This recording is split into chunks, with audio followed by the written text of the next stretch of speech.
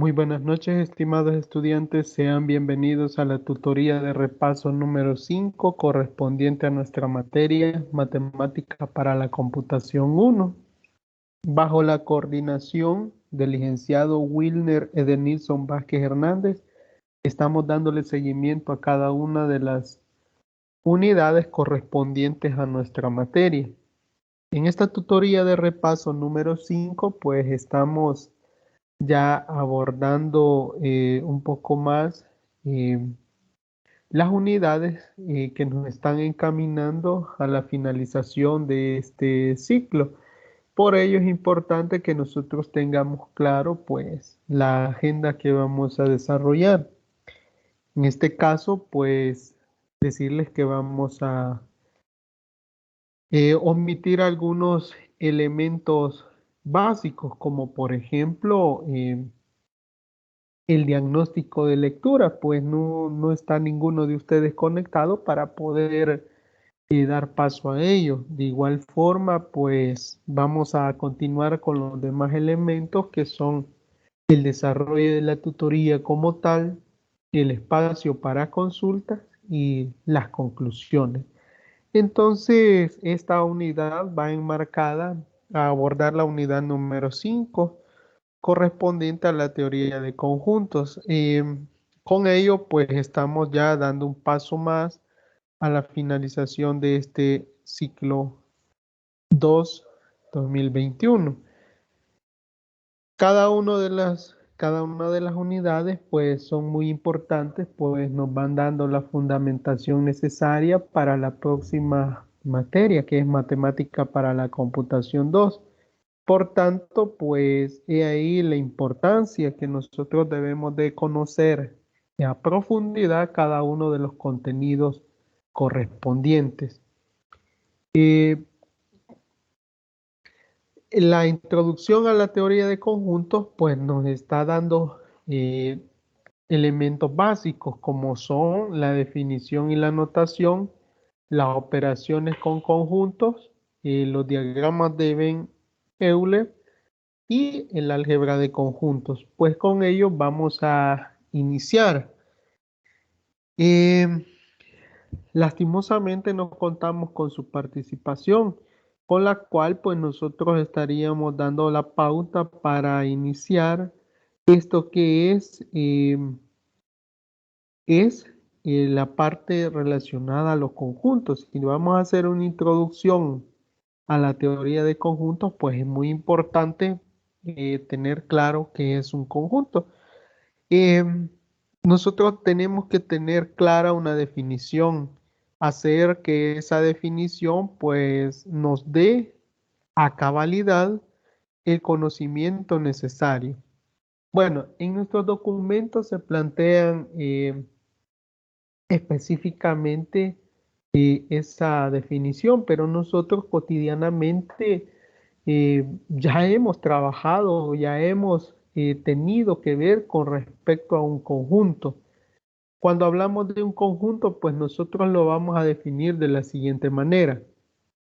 Un conjunto, en la teoría informal de conjuntos, es una lista, una colección o una clase de objetos bien definidos, es decir, dado un objeto particular, puede determinarse si está en el conjunto o no. A los objetos de este conjunto nosotros le llamaremos elementos de conjunto. Los elementos del conjunto pueden ser de cualquier tipo, ¿sí? De objetos, de números, hasta nombres de personas, ciudades del mundo o razas de perros.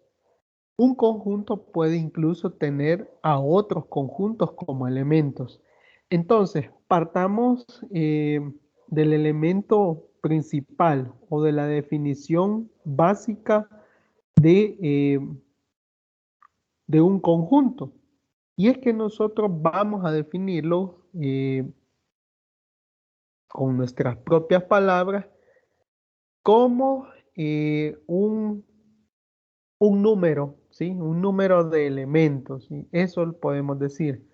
O un grupo de elementos. Entonces, ahí nosotros vamos a tener claro que eso va a ir desde números, nombres de ciudades, municipios, países, eh, conjunto de animales, etcétera. Esos van a ser los elementos que le compondrán. Eh, Luego de eso, pues debemos de ver qué tipos de cosas realizar con ellos. Más adelante vamos a ir tomando en cuenta todo eso.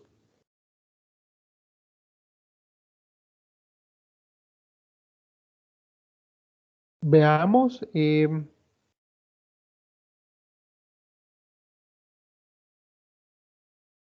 que hay cosas muy importantes, como cuáles. En este caso, vamos a adoptar la convención de utilizar letras mayúsculas como A, B, C, D, X, Y, entre otras, para denotar los conjuntos. Y con letras minúsculas como A, B, X, Y, Z, para denotar los elementos, lo que estábamos diciendo, ¿sí? Entonces, el conjunto, yo voy a definirlo, el nombre del conjunto como tal, lo voy a denominar con una letra mayúscula. Eh, y los elementos, es decir, lo que está dentro de él, van a ser denotados con letras minúsculas. Luego de eso, que ya tenemos claro que con las mayúsculas defino los nombres de los conjuntos, con las minúsculas pues yo voy a definir los elementos correspondientes o con los cuales está compuesto ese conjunto. Pero para indicar que un conjunto pertenece a un conjunto S, escribimos que A en este caso pertenece a S, donde 2 es la letra epsilon. Sí, aquí se observa como 2, ¿verdad? Pero es epsilon en minúscula. Utilizaremos la notación A no pertenece a epsilon para denotar que A no es un elemento de S o epsilon, ¿sí? Entonces, así de sencillo nosotros vamos poco a poco construyendo, ¿sí? Todo aquel andamiaje correspondiente a eh, la notación de conjuntos en matemática. Con esto, pues hay que tener claro algo, y es que la expresión A pertenece a S se puede leer como cualquiera de las siguientes formas. Por ejemplo, A es un conjunto o perdón, A es un elemento de S. A pertenece a S. A está en S o A en S. Entonces, esas cuatro alternativas de lectura son válidas para referirnos a que A es perteneciente al o es elemento perteneciente a S.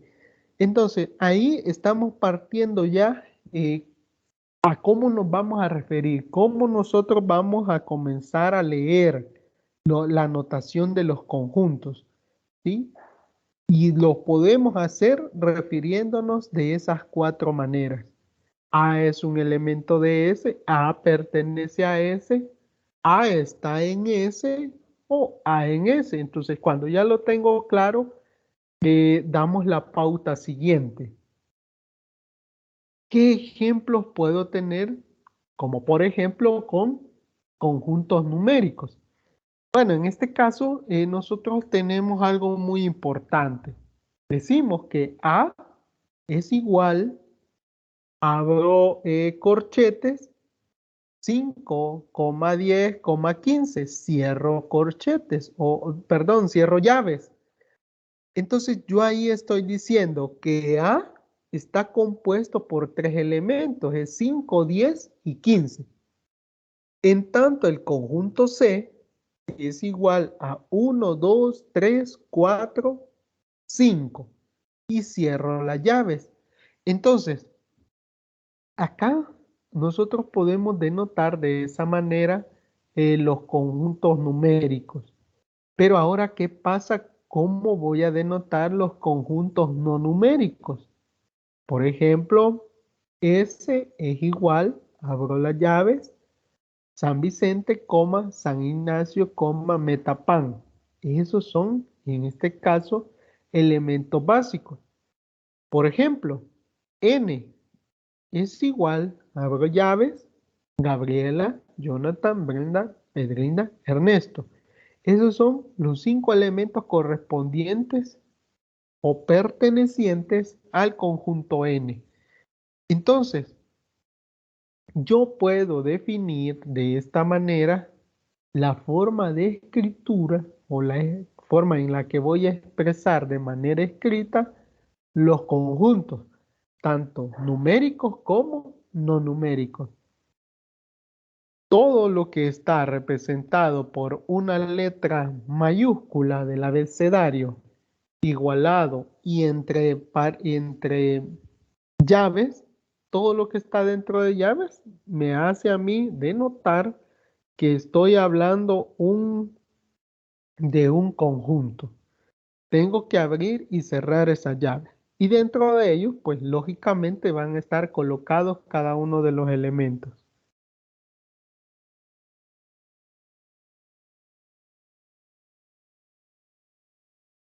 Ahora, veamos, ¿qué más podemos denotar?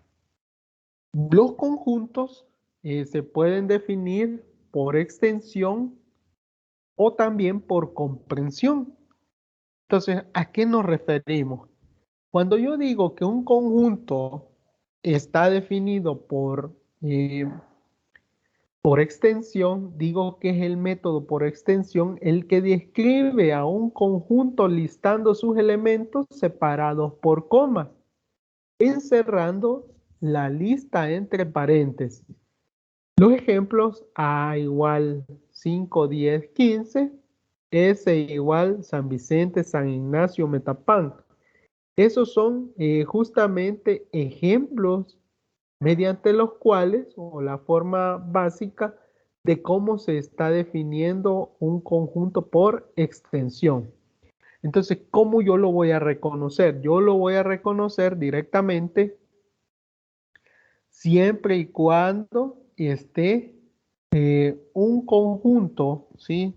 Denominado por una letra mayúscula igual las llaves y dentro de ellas voy a listar todos sus elementos separados por comas, ¿sí? Luego de eso, cierro la llavecita. Entonces, ¿qué sucede? En este caso particular, yo tengo dos ejemplos básicos correspondientes a unos números y correspondientes a nombres de municipios. Veamos, así como el ejemplo anterior, ¿sí? La diapositiva anterior, nosotros podíamos denotar 4 ejemplos básicos, los cuales pues están descritos por extensión. Recordando que ahí lo básico o lo fundamental para mencionar es que nosotros vamos a describir cada uno de los elementos que pertenecen a ese conjunto. ¿Qué significa?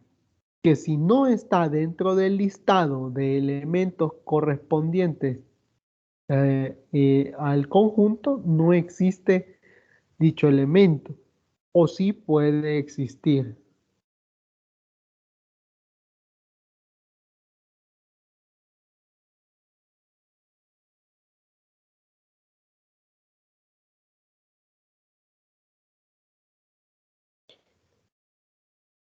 Veamos, en su parte, en este caso particular, vamos a decir también que los conjuntos por extensión, eh, como están designados ahí esos ejemplos, es importante que reconozcamos algo. En primer lugar, ¿sí? Por acá lo tenemos, hay que definir un orden, ¿sí? El orden en el que aparecen los listados listados los elementos no es importante. Es decir, vaya, si yo tengo un listado de elementos, puedo colocarlos en orden ascendente, en orden descendente o que no tengan ningún orden. Por ejemplo, puede decir 1, 2, 3, 4, 5 o puede decir 4, 5, 1, 2 o puede decir 5, 4, 3, 2, 1. Todo eso entre las llavecitas. Entonces yo debo de tener claro que los conjuntos no es importante el orden, solamente tener claro todos los elementos que van a ser componentes de ese conjunto. La siguiente característica básica, el número de veces que aparece un mismo elemento no es importante. ¿Pero por qué? Bueno, yo puedo tener, por ejemplo, en este caso, ¿sí? Si yo tengo este conjunto A compuesto por 5, 10, 15, lo tengo ahí y yo veo que ahí no se repite nada. Pero el problema es, si yo no tengo cuidado, puede convertirse en un problema. Si yo tengo 5, 10, 15, ¿sí? Y luego coma 5 otra vez, el conjunto, yo puedo decir que está compuesto por 4 elementos, ¿sí? Pero en realidad, el número de veces, ¿sí? Que aparece un mismo elemento no es importante. ¿Por qué? Yo lo voy a tomar nada más en una ocasión. Yo puedo anotar muchas veces el mismo número, pero voy a tomarlo nada más en una ocasión. El número de veces que aparece no es un elemento no es importante, acá lo describimos, entonces quiero que ustedes lo tengan muy claro también. Además de ello, una limitante del método por extensión, y pues lógico, es evidente cuando intentamos escribir conjuntos con una gran cantidad de elementos, ¿sí? Un gran número de elementos. ¿Qué significa? Por ejemplo, imagínense que a mí me mencionan que enumere eh, o que liste dentro del conjunto los números del 1 al 100. Entonces, me tardaría mucho tiempo para describir ese conjunto, ¿sí? O yo tendría que invertir mucho tiempo y sería bastante tedioso estar tratando de definir cada uno de los elementos que están compuestos o que van a componer dicho conjunto. Y eso es muy, muy complicado, ¿verdad? Si empiezo desde 1, 2, 3, 4, así sucesivamente hasta llegar, 100. Entonces, hay que tener otro método. Ahí es donde surge la necesidad de tener otro mecanismo, otro método para poder describir o para poder denotar un conjunto. Y eso es justamente lo que nosotros debemos de buscar. Ahí viene ya el método por comprensión. Este método pues se describe en términos de uno o más predicados que deben ser ciertos para los elementos del conjunto. En otras palabras, describe el conjunto en términos de una o más propiedades que deben tener los elementos del conjunto. ¿Qué estoy diciendo? Para formar parte o para poder crear, ¿sí? Para poder definir un conjunto, yo debo de tener eh, predicados, ¿sí? O términos que deben de cumplirse, deben ser ciertos para los elementos del conjunto. ¿Qué estoy diciendo con esto? Que deben cumplir ciertas propiedades en común, ¿sí? De los elementos que van a estar formando parte de dicho conjunto. Entonces, eh, ¿qué puedo hacer? ¿Cómo voy a reconocer? Eh, Veamos, ahí dice en este caso que la notación seguida para este método tiene de la forma siguiente. ¿Cuál es la forma? Veamos por acá, dice A. Yo ya tengo un conjunto A y ese va a ser igual a un X, y aquí usted observa que hay una especie de elemento paralelo, ¿sí? O una barrita, eso es tal que. Estoy diciendo X tal que ese X satisface alguna propiedad. Por ejemplo, veamos el ejemplo, dice, el conjunto E va a estar compuesto por todos los X tal que esos X es un número entero positivo, ¿sí? Y acá en este caso nos denota que debe ser menor o igual a 100.000. Entonces, yo ya estoy diciendo en palabras cotidianas que es el conjunto de los números enteros del 1 hasta el 100.000. ¿Por qué incluye el 100.000? Porque yo estoy diciendo que son menores o iguales a 100.000. Entonces, de esta manera yo lo voy a ir definiendo. Por ejemplo, puedo decir yo también, puedo decir, el conjunto E es igual a todos los X tal que esos X son los departamentos de la zona paracentral. Y entonces comienzo yo a analizar cuáles son esos departamentos. Vengo yo y digo, ahí está. En este caso particular, Cabañas, Cucatlán, San Vicente y La Paz. Entonces yo tengo claro que son 4 departamentos que me componen la zona paracentral.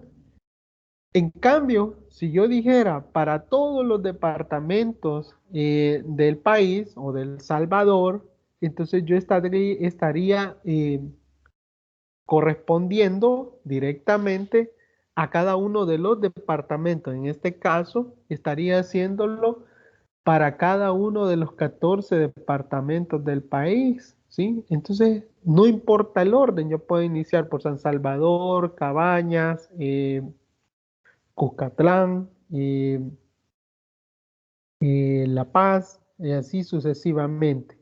Entonces, ahí nosotros tendríamos 14 elementos. Por ejemplo, yo diría, por extensión, el conjunto E compuesto por los X, tal que ese X sea un país, sean los países de Centroamérica. ¿Cuáles serían? En este caso podría ser directamente Guatemala, Belice, Honduras, eh, Nicaragua, El Salvador, Costa Rica, Panamá.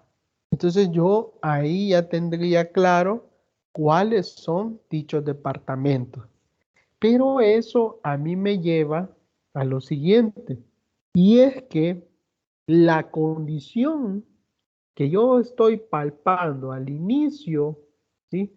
Al inicio es la que a mí me debe garantizar el cumplimiento de cada uno de los elementos que va a formar parte de dicho conjunto. Si yo no cumplo con esa característica, entonces yo no puedo formar parte.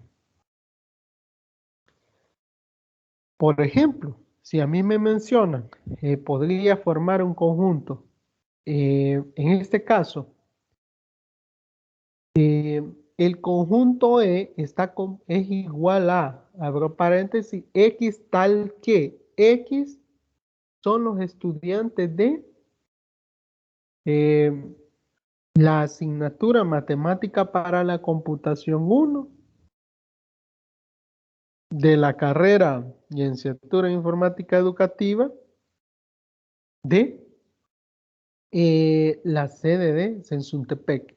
Entonces yo ahí ya estoy definiendo, ¿sí? Yo defino la cantidad de elementos, quienes van a formar parte de ellos. Ahí es bastante sencillo, ¿verdad? Nosotros sabemos que va a estar, en este caso, formado por ustedes, ¿verdad? Porque yo ya lo definí. ¿Y quiénes son en este caso? pues ahí lógicamente pues yo voy a decir, está conformado por Alexander Mercado y por José Carlos González. Entonces yo ahí justamente he definido y estoy cumpliendo con cada uno de los elementos o con cada uno de los condicionantes que yo tengo claro que deben de cumplirse. Entonces, para utilizar el método de comprensión, lo importante es tener claro la condición que voy a establecer. Y con ello, pues yo ya estoy garantizando su trabajo. Entonces, ¿a qué me refiero? Aquí voy a hacer una comparación de las dos notaciones. La primera es por comprensión. ¿Cómo la voy a denotar? Por ejemplo, aquí tengo el conjunto A es igual a todos los X tal que esos X pertenezcan a los naturales. Pero ese X debe ser menores a 7. ¿Qué estoy diciendo? Que van a ser todos aquellos valores que van desde el 1 hasta el 6, porque todos los menores a 7. Entonces la notación por extensión me lo demuestra cómo quedaría. A es igual a 1, 2, 3, 4, 5, 6. Entonces aquí tengo muy claro cuál es la diferencia entre ambos, por comprensión o por extensión. Y así va a ser la forma en la cual pues yo me voy a referir. Estoy diciendo lo mismo, solo que con dos notaciones diferentes. Entonces estoy definiendo conjunto que va a estar compuesto por los números del 1 al 6, pero con las dos diferentes notaciones. Lógico, es beneficioso utilizar por extensión cuando son conjuntos compuestos por muy pocos elementos, pero por comprensión me beneficia más cuando yo tengo muchos elementos, los cuales van a estar identificándose ahí. Deben de cumplir dicha condicionante. Entonces las notaciones son muy básicas, muy útiles de aquí en adelante. Vamos a hablar un poco acerca de el conjunto universal. Cuando nosotros hablamos de conjunto universal, nos estamos refiriendo a lo siguiente. En este caso, pues lo vamos a considerar como el conjunto de todos los objetos en discusión para un problema en específico. El conjunto normalmente será especificado al principio de un problema sobre conjuntos y reservaremos la simbología, simbología U para representarlo. En este caso, sin embargo, en algunas situaciones es relativamente claro cuál es el conjunto universal. Pero por eso no significa que nosotros no debemos de colocarlo de manera específica o explícitamente. Este fue el caso del conjunto D. En este caso, el ejemplo anterior, donde el entendimiento implícito fue que los objetos bajo la consideración eran potenciales elementos del conjunto D. En este caso eran los departamentos de El Salvador, teniendo un conjunto universal, en este caso, de 14 elementos. Vaya, lo que yo les decía, si yo menciono eh, los elementos o un conjunto que va a estar compuesto por los departamentos de la zona paracentral, yo me estoy refiriendo únicamente y exclusivamente a 4 departamentos. Pero mi conjunto universal, como yo ya sé que es El Salvador, se va a limitar a 14 departamentos. Es decir, van a haber 10 más afuera de los 4 que yo he seleccionado de acuerdo a la condicionante con la cual voy a componer mi conjunto. Entonces, he ahí cuál es la definición de conjunto universal. Por ejemplo, si yo menciono que solo voy a querer los números del 1 al 10, ¿sí? Yo estoy eh, consciente de que mi conjunto universal en este caso serían todos los números naturales, ¿Por qué? Si yo sé que los números naturales van del 1 al infinito, ¿verdad? Entonces, pero estoy tomando un segmento de ese conjunto como tal. Ahí nosotros nos podemos dar cuenta cómo es realmente el tratamiento que debemos de darle. Veamos lo siguiente. Cuando hablamos, en este caso, hay que hacer énfasis en lo siguiente, que hay conjuntos especiales. ¿A qué le llamamos nosotros conjuntos especiales? Bueno, un conjunto especial, pues, por ejemplo, son los conjuntos que más nos interesan en matemáticas. Son aquellos cuyos elementos son objetos matemáticos. Algunos de ellos son utilizados como conjuntos universales tan frecuentemente que les han sido asignados nombres simbólicos, nombres y símbolos especiales. Como ya les mencionaba, por ejemplo, los números naturales, números enteros, los números racionales, los irracionales y los reales. Entonces, con eso partimos, ¿verdad? Esos son para nosotros conjuntos especiales. Es aquello que nosotros utilizamos muy frecuentemente. Eh, ¿Qué vamos a resaltar? Nosotros debemos de resaltar algunas condiciones o algunas cosas básicas. Si a nosotros nos están diciendo que estos son los conjuntos especiales, es porque los vamos a utilizar con mucha frecuencia en el desarrollo de otros elementos. Veamos, por ejemplo, si yo tengo los números naturales, los vamos a usar con el signo n para el conjunto de los números naturales. En este caso, al conjunto de los números enteros, pues nosotros vamos a utilizar los positivos, el cero y los negativos y lo vamos a denotar con los elementos correspondientes de menos infinito hasta más infinito, incluyendo el cero. Y los números de la forma m sobre n, donde m pertenece a los enteros y n pertenece a z. Es decir, en este caso que n es diferente de cero. Reciben el nombre de números racionales y se les denota por q.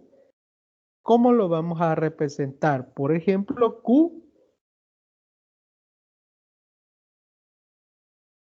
está compuesto por m sobre n, tal que m, n pertenecen a los enteros, donde n debe ser garantizado que sea diferente de 0.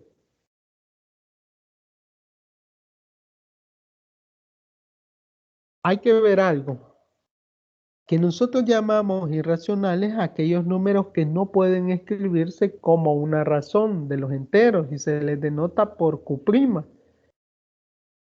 El conjunto de todos los números reales, formado por los números racionales e irracionales, se denota por los reales. Entonces, el superconjunto o el conjunto universal de todos estos números, pues nosotros lo conocemos como números reales. Básicamente, pues nosotros estamos dando un paso muy importante para reconocer algo que es muy importante también en esto, en esta introducción a la teoría de conjuntos, y es que existe un conjunto que se denomina vacío. ¿Pero por qué vacío? Bueno, en este caso particularmente, en la teoría de conjuntos, nosotros vamos a tener un conjunto, en lugar de decir no hay nada o no hay ningún elemento, ¿sí? Nosotros vamos a decir que es un conjunto vacío. Ese conjunto vacío pues tiene una característica muy especial y es que a nosotros no representa nada, ¿sí? ¿Qué es lo básico de ello? Pues lo básico es, por ejemplo, ahí hay cuatro ejemplos que nos están diciendo que son conjuntos vacíos. Si nosotros lo leemos detenidamente, vamos a determinarlo que en efecto es de esa manera.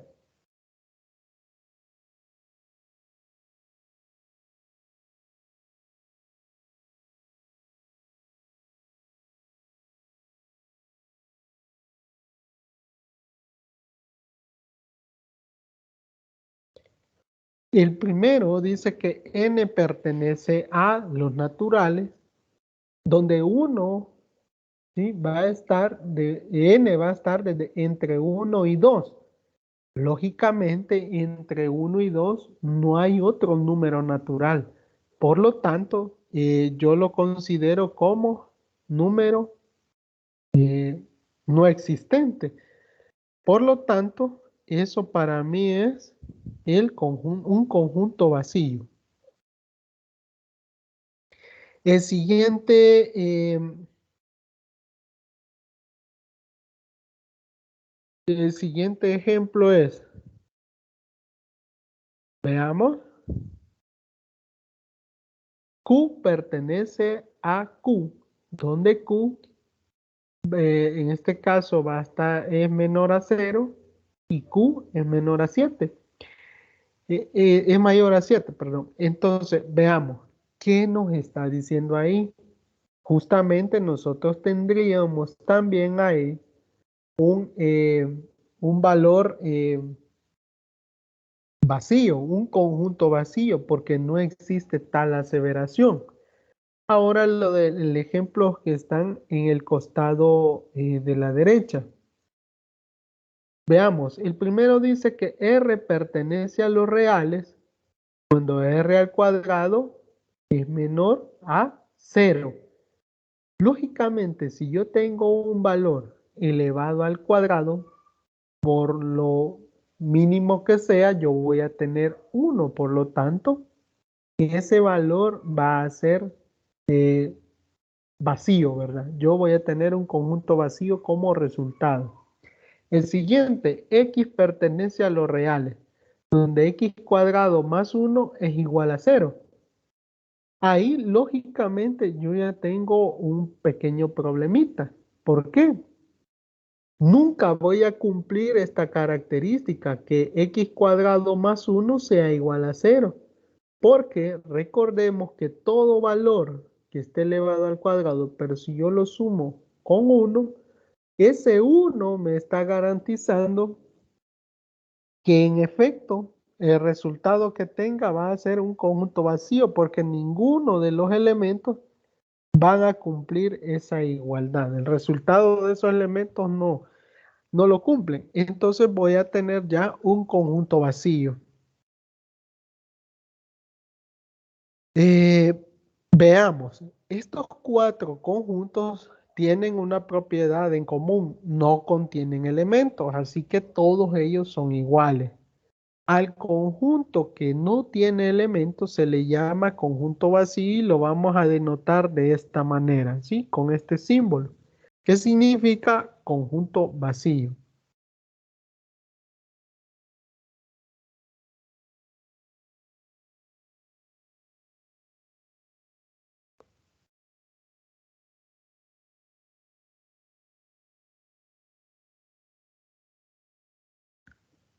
El conjunto vacío pudiera parecer inútil si lo tomamos nosotros en referencia que hemos visto en los ejemplos anteriores, a las diapositivas anteriores, que el conjunto vacío pues no representa mayores características. Siempre hemos visto en los ejemplos anteriores que hay siempre elementos dentro de los conjuntos.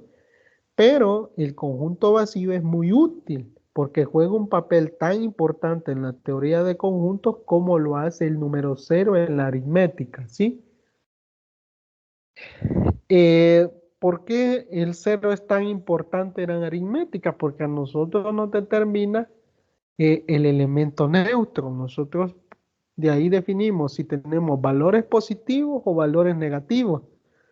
Y acá el conjunto vacío es tan importante como ese hecho en la aritmética porque nosotros podemos definir el resultado, ¿sí? de un desarrollo de un tipo de notación por comprensión, puede ser un conjunto vacío.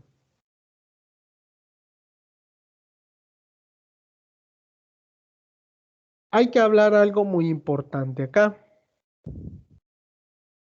acerca de intervalos.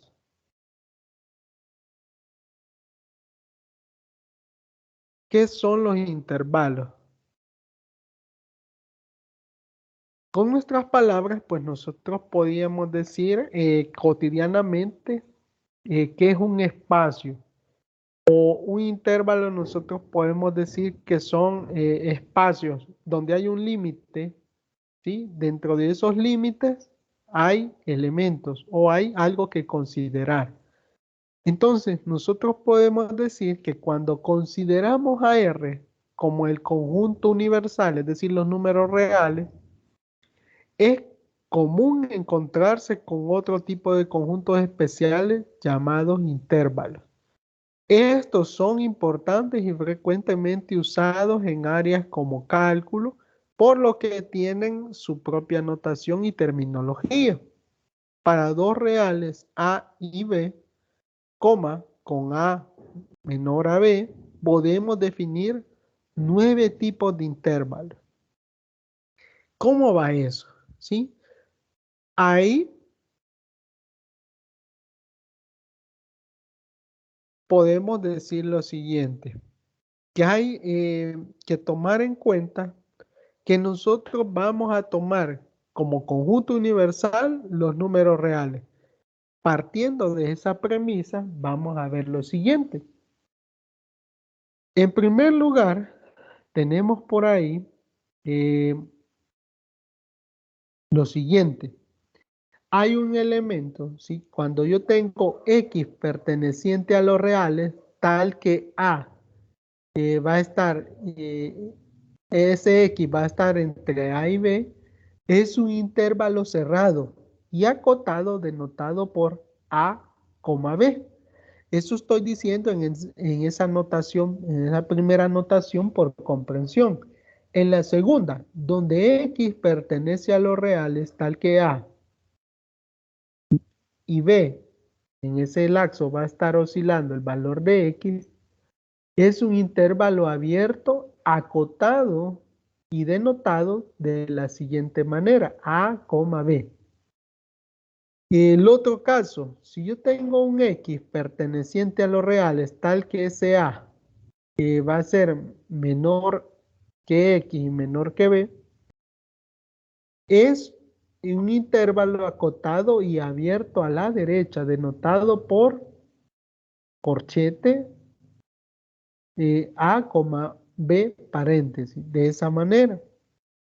En el cuarto ejemplo, yo tengo que si un A eh, pertenece, en este caso, bueno, X pertenece a los reales, tal que ese A va a oscilar entre X y va a estar al lado derecho con menor que B, es un intervalo acotado y abierto a la izquierda denotado por paréntesis A, B cerrado, ¿verdad? En el número 5 podemos tener un ejemplo de intervalo, donde X pertenece a los reales tal que A es menor o igual que X. Es un intervalo no acotado a la derecha y cerrado a la izquierda. Y va a ser denotado por corchetes A, infinito abierto, ¿verdad? De esa manera. Y en el caso número 6, el intervalo va a estar de X perteneciente a los reales tal que A eh, es menor a X. Es un intervalo no acotado a la derecha y abierto a la izquierda, denotado por A, infinito. Entonces, si nosotros vemos este tipo de intervalos, todos están dentro de las características o dentro de las condicionantes que a nosotros nos plantean la parte de los números reales. Y ahí vemos su comportamiento, ¿sí? Un comportamiento básico que se va a tener. Por lo tanto, debemos de tenerlos muy claros cómo es la forma en que le vamos a dar ese tratamiento. Pero aún nos falta alguno. ¿Cuál es ese? El que a nosotros nos resulta aún que nos falta. Y es un X perteneciente a los reales, tal que ese X es menor o igual a B. Ese es un intervalo no acotado a la izquierda y cerrado a la derecha, denotado por menos infinito, coma, B cerrado. Y como último caso, pues nosotros podemos ver un X perteneciente a los reales, tal que ese X es menor a B. Es un intervalo no acotado a la izquierda y cerrado a la izquierda, denotado por menos infinito hasta B. El mismo conjunto de los reales es un intervalo, algunas veces denotado desde menos infinito hasta infinito abierto.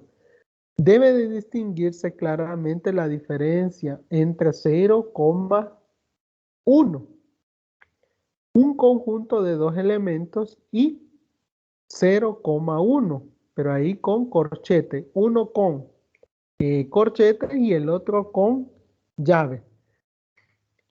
Un conjunto es infinito.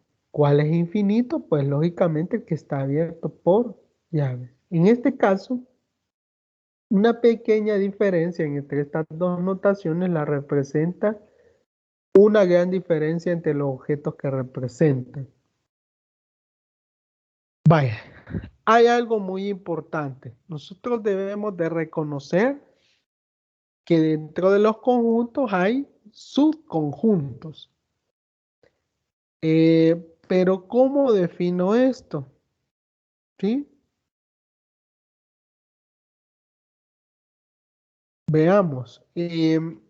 Si bien la igualdad requiere que dos conjuntos tengan exactamente los mismos elementos, otra relación importante se da cuando un conjunto contiene a otro.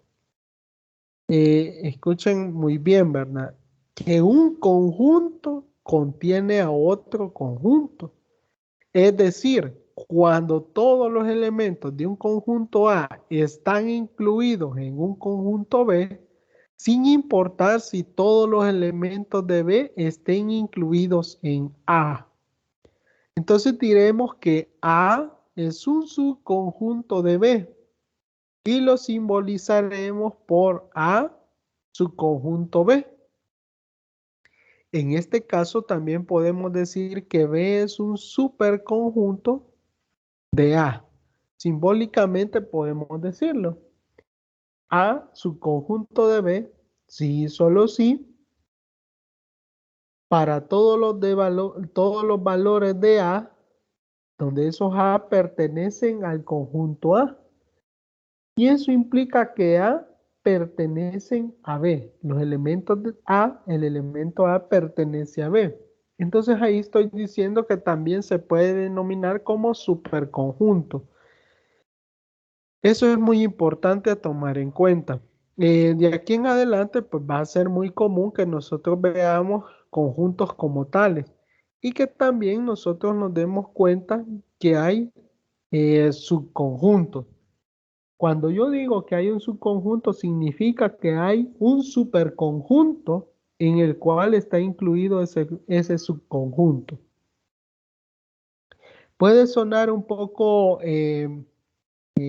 confuso, ¿sí? Puede escucharse confuso, pero podemos definirlo de la siguiente manera. En su casa, pues podemos decir que es una familia X, ¿sí? Dentro de esa familia hay subconjuntos, por ejemplo, los papás. Los padres son un subconjunto de la familia X. Los hijos son otro subconjunto, podemos decir un subconjunto hijos. Pero si nosotros los tenemos ahí a ambos, ¿sí? El conjunto padres y el conjunto hijos, a mí me están conformando un superconjunto que se llama familia X. Entonces, ese es un elemento, un ejemplo muy sencillo de cómo yo puedo comenzar a denotar o a comprender la caracterización que tienen los subconjuntos, ¿sí? Lógicamente, cuando yo hablo de subconjuntos, tuvieron que cumplir características fundamentales para ser parte de ese conjunto. Repito, cada conjunto debe tener características en común, todos sus elementos. Si no cumple algún elemento, no forma parte del conjunto como tal. Eso es muy importante que se tome en cuenta. Se utiliza la simbología A. No pertenece al subconjunto B para indicar que no es un subconjunto de B. Note que se cumple que A no es un subconjunto de B, al menos uno de los elementos de A no debe estar incluido en B, ¿sí? En el conjunto B. Simbólicamente nosotros vamos a representarlo así, o lo vamos a denominar así. Lo escribimos, es decir, lo denotamos de la manera que está planteada ahí en pantalla, pero lo leemos de la siguiente manera. A no es su conjunto de B. Sí, solo sí, algún elemento de A pertenece A pertenece al conjunto A y en este caso A no pertenece a B. Ahí estoy diciendo yo justamente que al menos un elemento no es parte de todo el conjunto. Por lo tanto, no existe un subconjunto. Es decir, A no es subconjunto de B. Eso es básico, ¿verdad? Por ejemplo, como yo les mencionaba, una familia normal, si se puede llamar así, está compuesta por padres e hijos. Pero si usted tiene, por ejemplo, está viviendo en la familia X, eh, un, un sobrino o un primo, podemos decir, de los hijos, un primo de los hijos, ese ya justamente es el elemento que no cumple con las características básicas de formar parte del conjunto X o de la familia. Entonces, el primito, pues lógicamente sería el elemento que no hace que se cumpla la condición para formar parte de un subconjunto, ¿verdad? Hay un ejemplo básico. Pero aquí venimos a lo más importante o lo que nosotros debemos de tomar en cuenta. De aquí en adelante debemos de reconocer que hay operaciones con conjuntos, ¿sí? Operaciones con conjuntos. ¿Qué implica nosotros hablar de operaciones con conjuntos? Eh, Nosotros, en este caso, particularmente debemos de reconocer algo. Así como en aritmética, nosotros realizamos algunas operaciones básicas.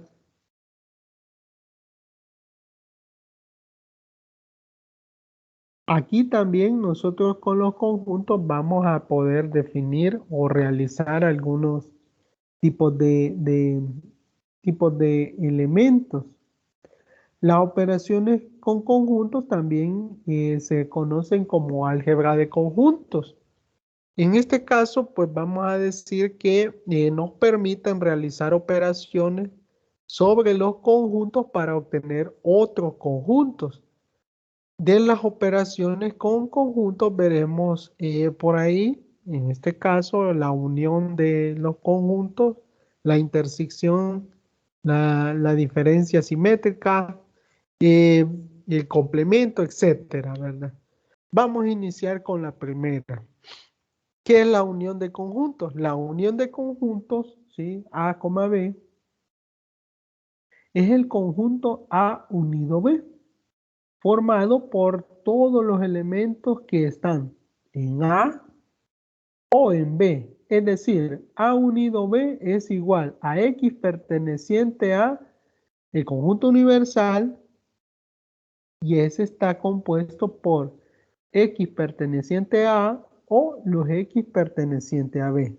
En otras palabras, es la operación que nos permite unir dos o más conjuntos para formar otro conjunto que contendrá todos los elementos que queremos unir, pero sin que se repitan. Hay que tomar en cuenta esto, todos los elementos de los conjuntos, pero que no se repitan, no los vamos a repetir. Es decir, dado un conjunto A y un conjunto B, la unión de los conjuntos A y B será otro conjunto formado por todos los elementos de A con todos los elementos de B, sin repetir ningún elemento. En este caso, el símbolo que se usa para indicar la operación unión es la letra U, ¿verdad? Que se va a colocar entre ambas letras representadas por los conjuntos. Posteriormente, nosotros vamos a trabajar los diagramas de Venn, donde ahí pues se va a dar un ejemplo básico de cómo nosotros lo vamos a utilizar esta operación, que es la unión de A con B.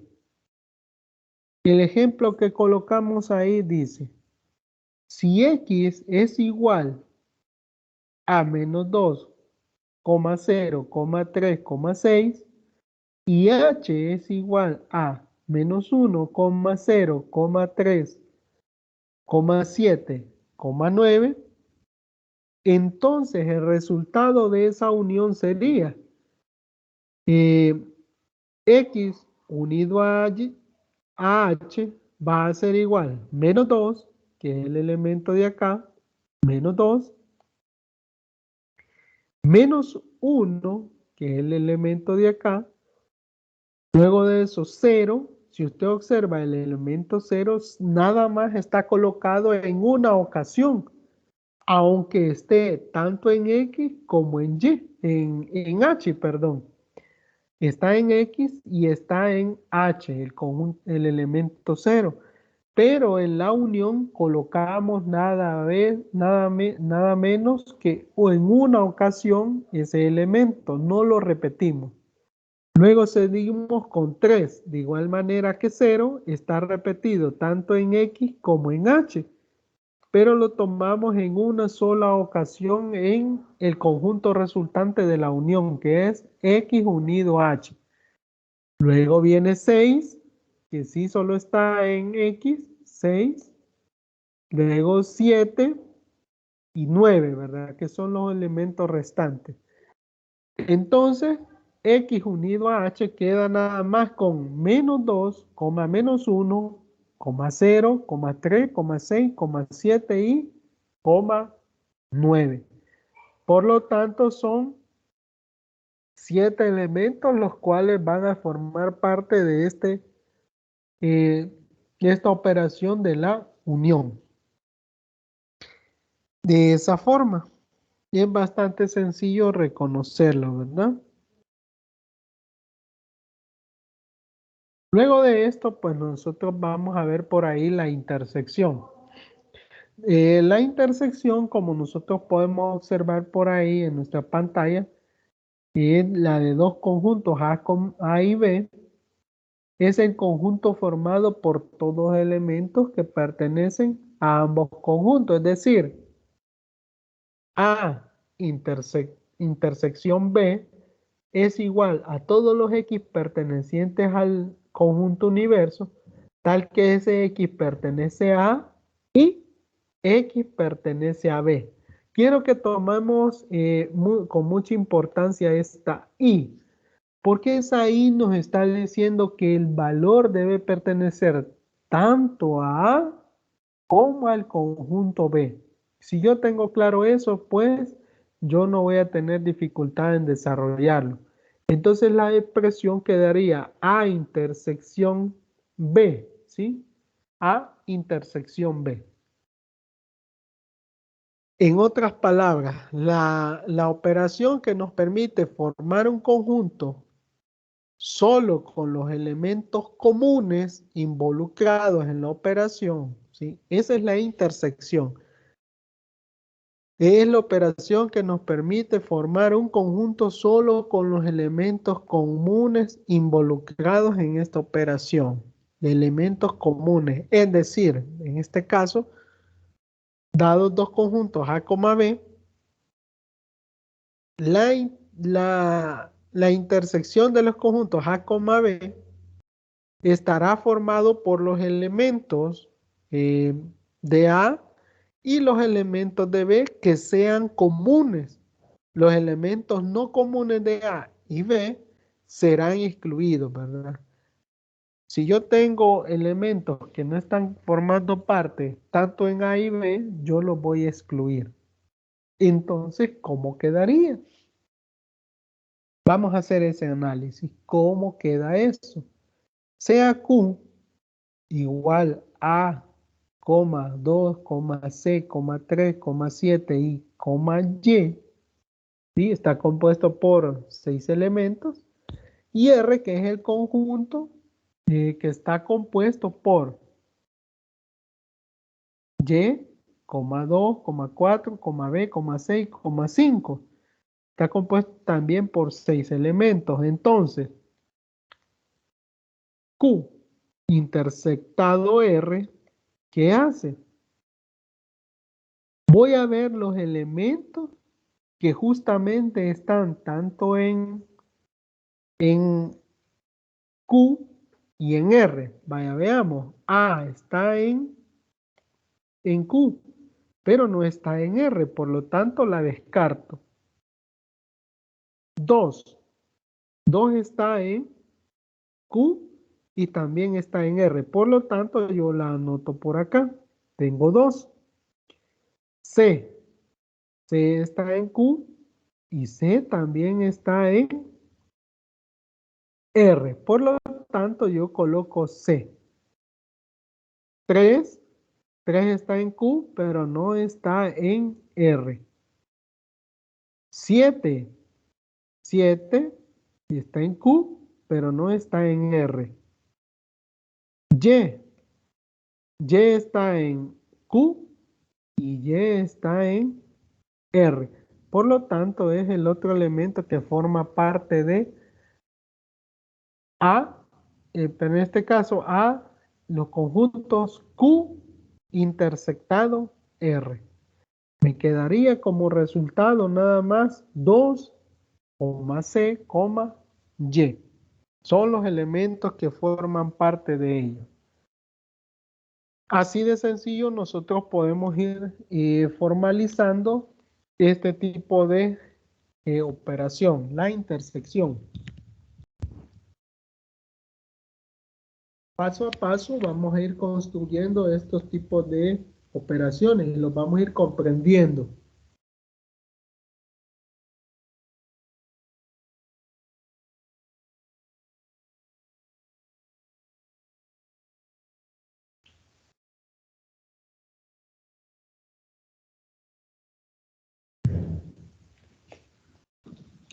Veamos por ahí cuál es la siguiente.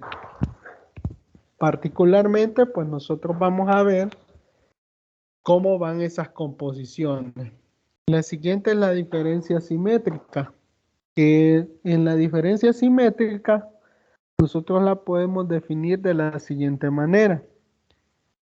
La diferencia simétrica de dos conjuntos A y B es el elemento A, diferencia simétrica de B, formado por todos los elementos que están en la unión, pero que no están en la intersección A y B.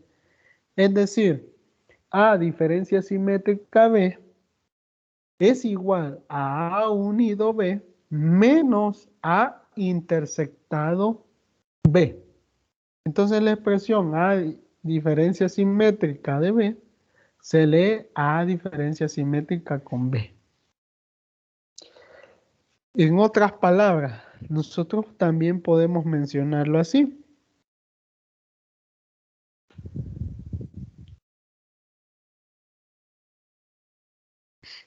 Es la operación que nos permite formar un conjunto en donde de dos conjuntos, el conjunto resultante es el que tendrá todos los elementos que no sean comunes en ambos conjuntos. Es decir, dados dos conjuntos A y B, la diferencia simétrica estará formado por todos los elementos no comunes a los conjuntos A y B.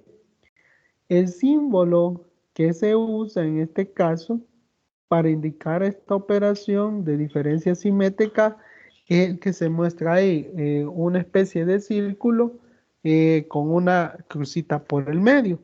Pero también nosotros lo podemos representar con un triángulo, ¿sí? Y cualquiera de las dos es correcta para representar la diferencia simétrica.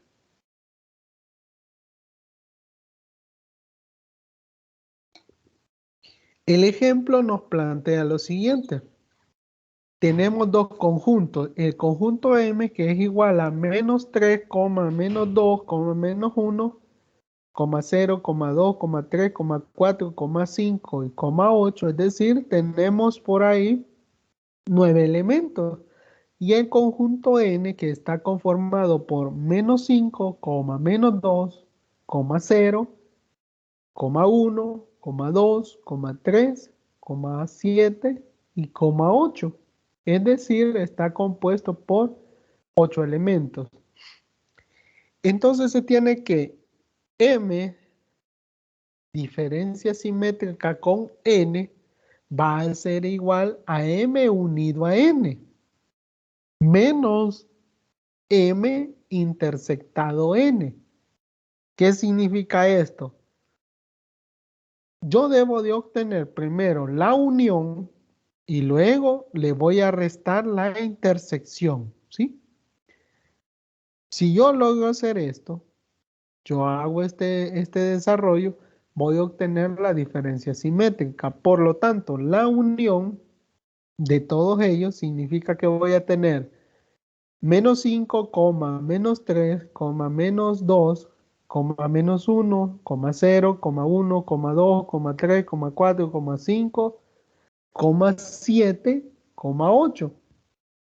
Esa es la unión de M unido N, menos la intersección de M con N. ¿Cómo la desarrollo?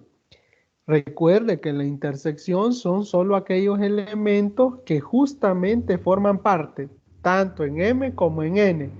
Menos 2, 0, 2, 3, 8. Es decir, esos son los únicos elementos que están tanto en M como en N. Cuando yo obtuve la unión y luego la intersección, tengo que realizar la diferencia entre ambas, es decir, la diferencia que existe entre la unión menos la intersección. Y eso sería menos 5, menos 3, menos 1, 4, 5, 7. Entonces, este sería justamente el resultado de obtener la diferencia simétrica de A con B. O, en este caso particular, la diferencia simétrica de M con N. Entonces, lo importante acá es que usted tenga claro que va a ser justamente la diferencia simétrica, primero obtener la unión de los dos conjuntos y luego le resto la intersección de los dos conjuntos. Y así de simple yo voy a obtener ya la operación de la diferencia simétrica. Bueno, teniendo claro eso, posteriormente vamos a hacer algunos ejercicios más para poner más a punto este contenido, pues en este momento lo estamos viendo un poquito más teórico, pero vamos a tratar de desarrollarlo en la tutoría del día sábado. Desarrollar algunos ejemplos que nos permitan garantizar más la comprensión. En este caso, vamos a tocar el punto de los diagramas de Venn-Euler. Existen representaciones gráficas para ilustrar las relaciones entre los conjuntos y es mediante los llamados diagramas Venn-Euler. El objetivo es estudiar por medio de diagramas de Venn los conjuntos que hasta el momento se han estudiado. ¿Qué significa? Eh,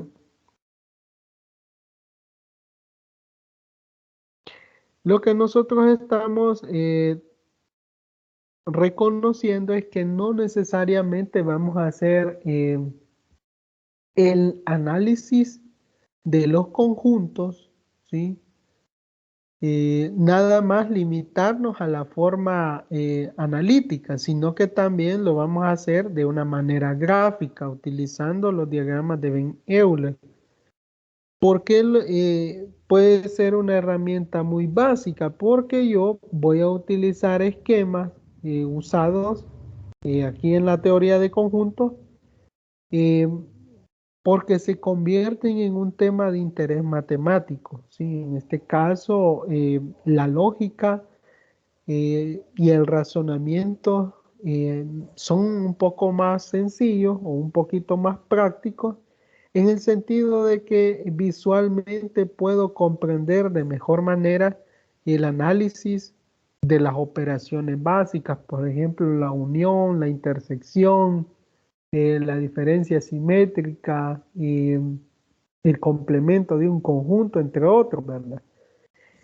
Entonces, los conjuntos se ilustran por medio de óvalos o círculos incluidos en un rectángulo, el cual representa el conjunto universo, el que ya hablábamos anteriormente. Vaya, por ejemplo, aquí en les ponía el ejemplo básico. Si yo quiero referirme a los departamentos que conforman la zona paracentral, para mí eso es el conjunto que estoy denotando, pero yo sé que mi conjunto universal van a ser el resto de departamentos. ¿Cuáles son? Los 10 restantes, ¿verdad? Yo sé que en la zona paracentral tengo 4 departamentos y el país tiene 14 departamentos en totalidad, por lo tanto, el conjunto universal para mí son los 10 departamentos restantes.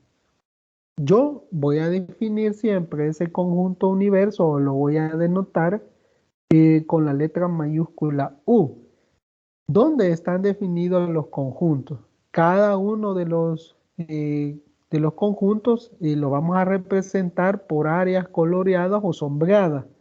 Lógicamente no van a tener el mismo color porque si no, no tendría sentido el desarrollo de dichos diagramas. Entonces, vamos a ver dicha representación. Hay que comprender los elementos que conforman estos diagramas de Venn-Euler. Veamos, si yo tengo dos conjuntos, un conjunto A, un conjunto B, los voy a representar por óvalos. Y ahí podemos ver que están dentro de un rectángulo. Ese rectángulo para mí, ¿sí? Todo lo que está fuera de los dos óvalos son justamente los elementos del conjunto universal.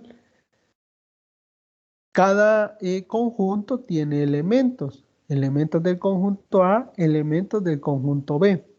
Y además, lo que está uniendo, lógicamente, los conjuntos A y B, es decir, los óvalos como están sobrepuestos, esos elementos en común, ¿sí? Van a ser los representativos van a ser representados de esa manera tanto los elementos de A como los elementos de B, como se muestra en la imagen. Hay que aclarar que esto, pues, es lo básico, ¿sí? Es lo básico que nosotros vamos a reconocer dentro de los diagramas de Venn-Euler. Ahora, ¿cómo se representan los diagramas de Venn-Euler? Haciendo uso de las operaciones básicas. Ya hablábamos nosotros de la unión. Bueno, veamos cómo es la unión. En este caso, nosotros tenemos que dentro del rectángulo que representa el conjunto universal de color blanco, están dos óvalos de color gris. Esos óvalos de color gris me representan todos los elementos, tanto de A como B, y están seleccionados de color gris o coloreados de color gris porque están representando la unión del conjunto A con el conjunto B. En la parte superior derecha mostramos por ahí que nada más, bueno, está siempre el conjunto universal U, formado por todo lo que está dentro del rectángulo, y dos óvalos. El óvalo correspondiente al conjunto A y el óvalo correspondiente al conjunto B. En el medio, pues vemos que hay una selección de color gris, o está coloreado de color gris, haciendo énfasis que esos son los elementos cuando yo estoy haciendo una intersección, ¿sí? Ahí estoy intersectando los elementos del conjunto A intersectados con los elementos del conjunto B. Ahora, si yo quiero hacer acá en la figura C, es decir, la parte inferior izquierda de su pantalla, nuevamente tengo el rectángulo, ¿sí? De color blanco, pero vamos a hacer énfasis que cuando yo digo los elementos del conjunto A menos los elementos del conjunto B, me estoy refiriendo a lo que está sombreado acá. ¿Qué significa? Todos los elementos que no son en común con respecto al conjunto B. ¿Sí? Entonces, eso justamente me hace la diferencia de A menos B. Y ahora, ¿cómo yo voy a reconocer el complemento de A? El complemento de A, básicamente para mí, es todo lo que está fuera del óvalo A. ¿Sí? ¿Cuál es el complemento de A? Todo lo que está fuera, ¿sí? Es decir, el resto del conjunto universal. Todo el conjunto universal lo es, a excepción del óvalo o los elementos que tengo en A. Bueno, veamos. Hay 4 representaciones básicas. Tenemos por ahí el conjunto, bueno, la figura A, que es la A unido a B. La operación A intersectado B, que es la figura B. La figura C nos representa la diferencia de A menos B. Y el conjunto, bueno, la imagen D nos está representando D complemento de A. ¿Sí? La figura D es complemento de A. Entonces, es básico que nosotros tengamos en cuenta esto. Hay que resaltar varios elementos básicos. Y cuando nosotros hablamos de los diagramas de Venn, pues lógicamente lo que hacemos es tratar de comprender de mejor manera la idea que se nos está plasmando con cada uno de los desarrollos básicos.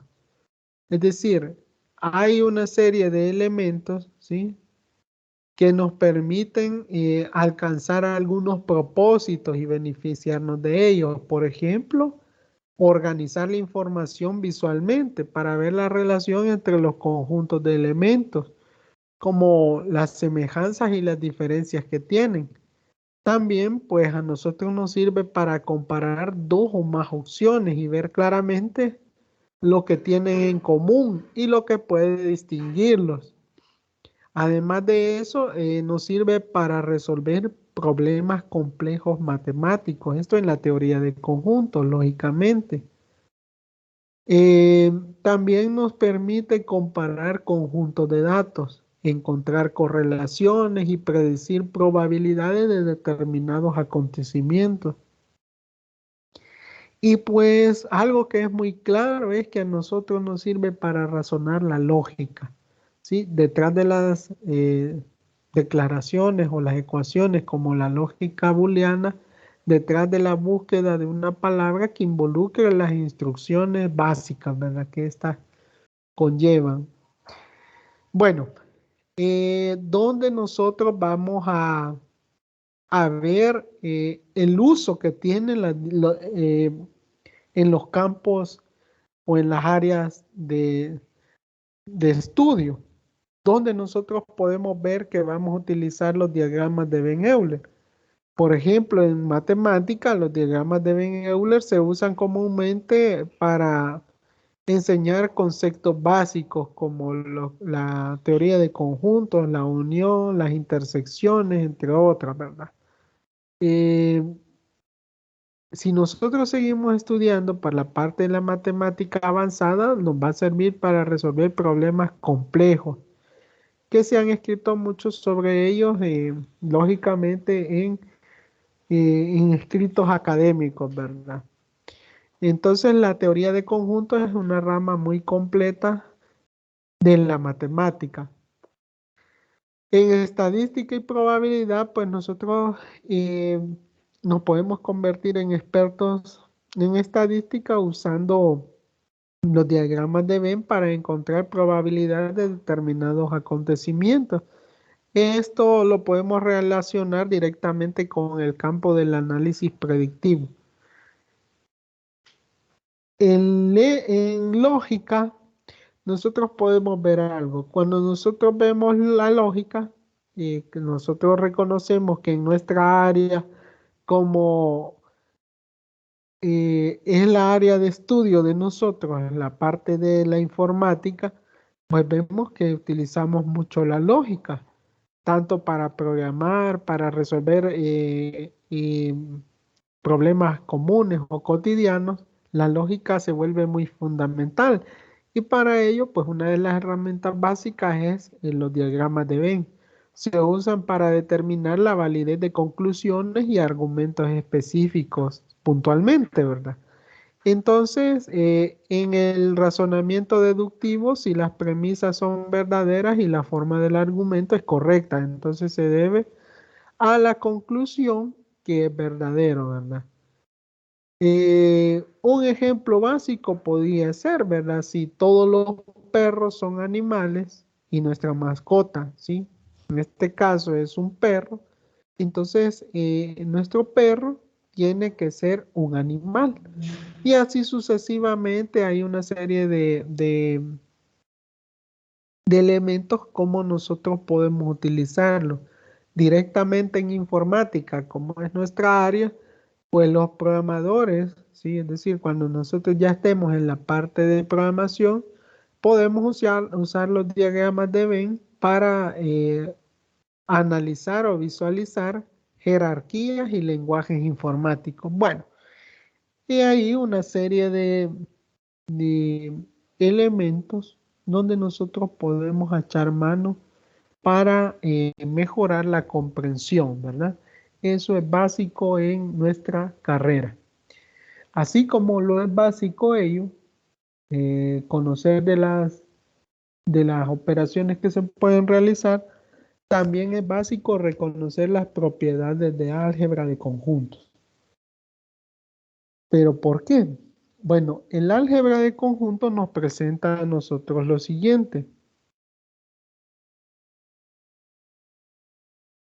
Veamos, ¿qué significa esto? ¿Qué es el álgebra de conjuntos? Bueno, el álgebra de conjuntos nosotros podemos irla definiendo en palabras breves y sencillas, ¿sí? como un área, ¿sí? Un área de estudio dentro de las matemáticas y la lógica o matemática discreta, enfocada a las operaciones que pueden efectuarse entre los conjuntos. Eso es el álgebra de conjuntos. Entonces, el álgebra de conjunto debemos de reconocer que forma parte de lo que también nosotros conocemos como teoría de conjuntos, ¿sí? Que es justamente la unidad que nosotros estamos analizando. Hay que recordar algo, y es que lo básico de esta unidad, que es lo más básico que podemos reconocer, y es que un conjunto es la agrupación de elementos de distinta índole, como pueden ser letras, números, símbolos, funciones, figuras, etcétera, ¿verdad? Entonces, como ya veíamos por ahí, tenemos una serie de elementos que nos están permitiendo demostrar cuáles las reglas, ¿sí? Que debemos de utilizar para el álgebra de conjuntos. Hay una serie de reglas. Y a cada regla, pues lógicamente se le asigna un nombre para facilitar su comprensión. Bueno, tenemos 12 reglas. La primera es A, complemento de complemento, que es igual a A. Y a eso se le denomina doble complemento. Como número 2, pues tenemos tres condicionantes o leyes conmutativas. ¿Cuáles son? A unido a B es igual a tener B unido a A, ¿sí? Formando parte de la ley conmutativa con respecto a la unión. Pero si yo lo hago con respecto a la intersección, es decir, A intersectado con B, es igual a tener B intersectado con A. Y de igual manera, pues con la diferencia simétrica, si yo tengo A diferencia simétrica con B, es igual a B diferencia simétrica con A. Como tercer elemento, pues tenemos las leyes asociativas, y aquí son tres también. Por ejemplo, si tengo tres conjuntos, A unido con B, unido con C, es igual a tener A unido a la unión de B con C. Si yo tengo la intersección A intersectado B, factor de la intersección con C, es igual a tener A intersectado factor de B intersectado C. Y de igual manera para la diferencia simétrica, si tengo A diferencia simétrica con B, diferencia simétrica con C. Eso es igual a tener A diferencia simétrica de factor de B diferencia simétrica C. Como cuarto punto tenemos las leyes distributivas. ¿Cuáles son? Son dos. También manejando tres conjuntos. A unido a B intersectado C es igual a A unido con B intersectado A unido con C. Y como literal B, A intersectado factor de B unido con C es igual a A intersectado con B unido a el factor de A intersectado C. Entonces esas son las dos leyes distributivas. Ahora las leyes de idempotencia son dos. A unido a A es igual a A y A intersectado a es igual a A. Como número 6 tenemos las leyes de identidad. En las leyes de identidad tenemos por ahí A unido a, en este caso A unido a vacío, a conjunto vacío, siempre va a ser A. Y A unido al conjunto universal va a ser igual a A. O sea, eso es las leyes de identidad. Como número 7 tenemos las leyes de dominación. Son dos. A unido al conjunto universal va a ser el conjunto universal. Y A intersectado al conjunto vacío, voy a tener como resultado el conjunto vacío. Como número 8 están las leyes de complemento. ¿Qué sucede con las leyes de complemento? A unido a el complemento de A va a ser al universal. Y literal B, A intersectado al complemento de A va a ser igual a vacío. Como número 9, si yo tengo U complemento va a ser igual a vacío. Y si yo tengo vacío va a ser igual al universal. Número 10, tengo las leyes de Morgan. En las leyes de Morgan, pues yo lo trabajo con dos conjuntos. ¿Cuáles serían? Si yo tengo A unido B, pero todo esto, este factor afectado por el complemento, va a ser igual como como que yo tuviera por separado A complemento intersectado B complemento. Lo único que cambia es la operación. Literal B, yo tengo A intersectado B complemento, eso es igual a tener A complemento, cambio de operación, se vuelve unión, complemento B. Luego tengo A menos B igual a intersectado B complemento. Luego, para finalizar, tengo la número 12, que son dos literales por ahí. A, diferencia simétrica con B va a ser igual a menos B unión B menos A. Y finalmente, literal B, A, diferencia simétrica de B va a ser igual a tener A unido a B menos A intersectado con B. Entonces, estas son las propiedades básicas del álgebra de conjunto, que ya les mencionaba la importancia que tienen para nosotros. Bueno, justamente con esto, pues vamos a ir finalizando esta tutoría. Lastimosamente no están por acá conectados para poder expresar sus dudas o consultas.